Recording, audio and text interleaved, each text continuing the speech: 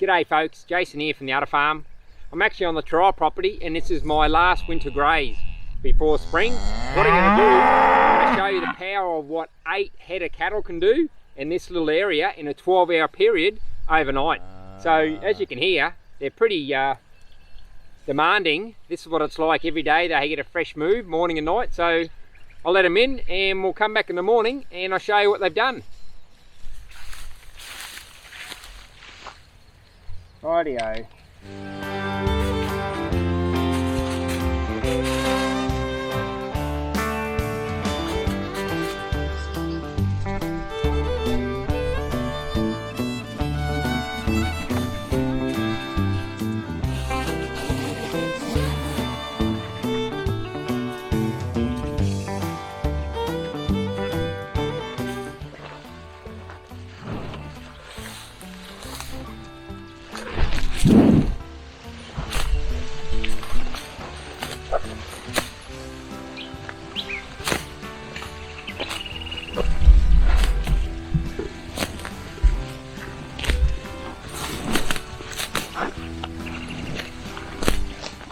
So it's the next day now.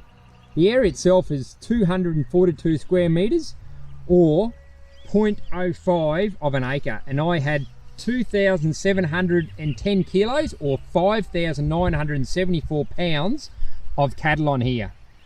So I had 8 head of cattle and it was equivalent of 5.3 animal units.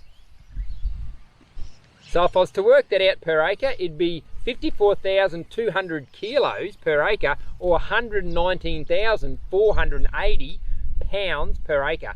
So that's taking me up into the high stocking density portion. So let's compare the two. That's the pasture they just went into. It's obviously 3 foot to a metre high, and this is the pasture they came out of overnight. And it's probably 6 to 8 inches high in areas. So what's the advantage of higher stocking density? Well, to start with, you get a more even graze. So that's pretty even all the way across there. If I take a walk through there, that's pretty even all the way across. The more animals you get, the more pasture you get chewed down and the more even it is, because they can be less selective. Because if they don't eat it, the next cow behind them will. So you'll find they generally eat a lot more pasture or unpalatable pasture or weeds that they generally wouldn't eat with a higher stocking density, because they haven't got a choice of being selective, because if they don't eat it, like I mentioned, the next cow that comes along behind them will. Also, if you have a look on the ground, check out the manure distribution. Not only manure, it's the urine you can't see. So all those minerals are going back into the ground, all those nutrients. So I could just stand in this one area and it'd have to be at least, I could probably count 20 paddies. Wherever I move, there's paddy being dropped.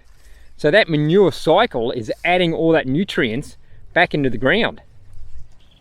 Obviously with a higher stocking density, you got a load more hooves on the ground. So you're actually laying down more carbon or armour, a litter bank.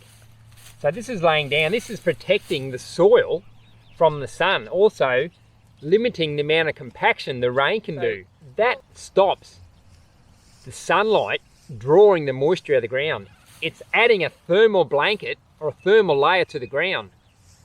So not only holding moisture, it also helps regulate heat and cool. So if you might have a hot day followed by a cold night, you haven't got a spike in the ground, a spike in temperature from the sun directly hitting the soil.